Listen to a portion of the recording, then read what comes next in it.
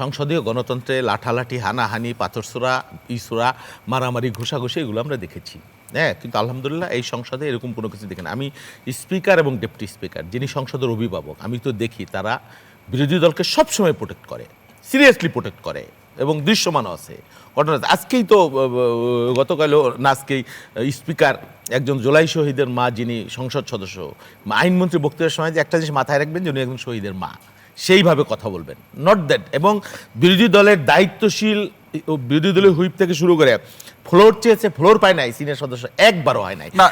Even আমি বলি, শেষ করি, ইভেন এই যে আমাদের হান্নান মাসুদ, আমাদের সংসদ সদস্য, আমাদের সহকর্মী, সে যতবার বক্তৃতা দিয়েছে এই পার্লামেন্টে আজ পর্যন্ত আমি তার অর্ধেকবারও দিতে পারিনি। আমি বললাম আমিও ফ্লোর চেয়েছি, পাই নেই কিন্তু, এবং অনর্গল বক্তৃতা। এখন হয় কি, যখন আমার বক্তৃতা তার পছন্দ না, তারাও হই হই করে।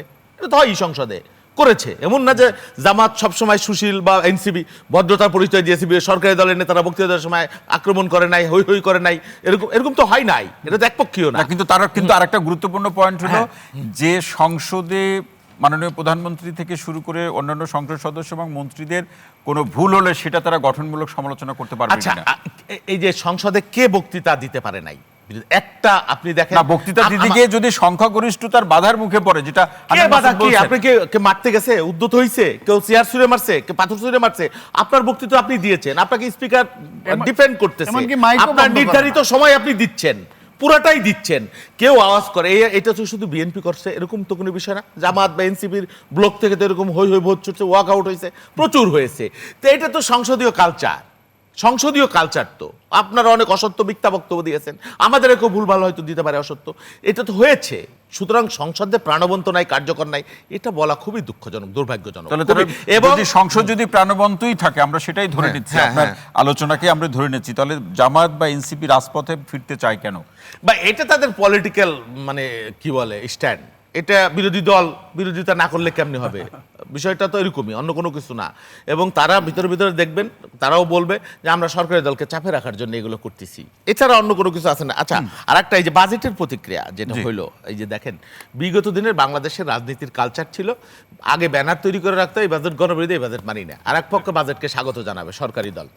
আমরা বিগত কয়েক বছর বিএনপি কিন্তু এই ট্রেন্ড থেকে বের হয়ে গেছিলাম। আমরা বুঝে শুনে 2 দিন পরে আনুষ্ঠানিক রিপারকেশন 1 দিন পরে আমরা দিয়েছি, কিন্তু কয়েক বছর যাবত। তার আগে এটা ছিল, এই যে এনসিপি জামাতে অনেক আধুনিক শিক্ষিত কিন্তু সংসদ সদস্য হয়েছে, মানে ইয়ং লিডারশিপরা, তারা এনসিপি দিয়েছে কিনা মিছিল আমি জানি না, কিন্তু জামাতে ইসলাম বাজেট শেষ হওয়ার আগেই কিন্তু মিছিল শুরু করে দিচ্ছে এই বাজেট গণবিরোধী। হ্যাঁ, চেঞ্জ হয় নাই, পলিটিক্সের যে কালচার চেঞ্জ হয় নাই।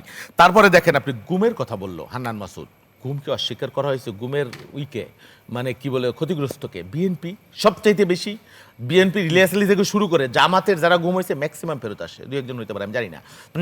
বিএনপি গুমের যে একটা অধ্যাদেশ দেওয়া হয়েছিল তার মধ্যে অনেক ত্রুটি ব্যত্যয় বিচ্যুতি আছে, বলা হয়েছে গুম কমিশন আমরা করব, মানবাধিকার কমিশন আমরা করব, আমরা বলছি জুলাই সনদ আমরা একটাও বাদ দেব না।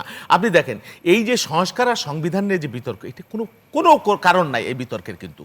এবং আপনার একই কাজ, আপনি গোলাপকে কি নামে ডাকবেন এটা আপনার ব্যাপার, কিন্তু জিনিসটা কাজটা তো ভালো, আমরা সংশোধন করব, পরিবর্তন করব। আপনি সংস্কার মানে কি, সংস্কার মানে কি ফেলে দেওয়া? সংস্কার মানে আপনি একটা ঘর যদি সংস্কার করতে চান, তার টিন বদলাইতে পারেন, তার ইট বদলাইতে পারেন, রং করতে পারেন, এইটাই তো।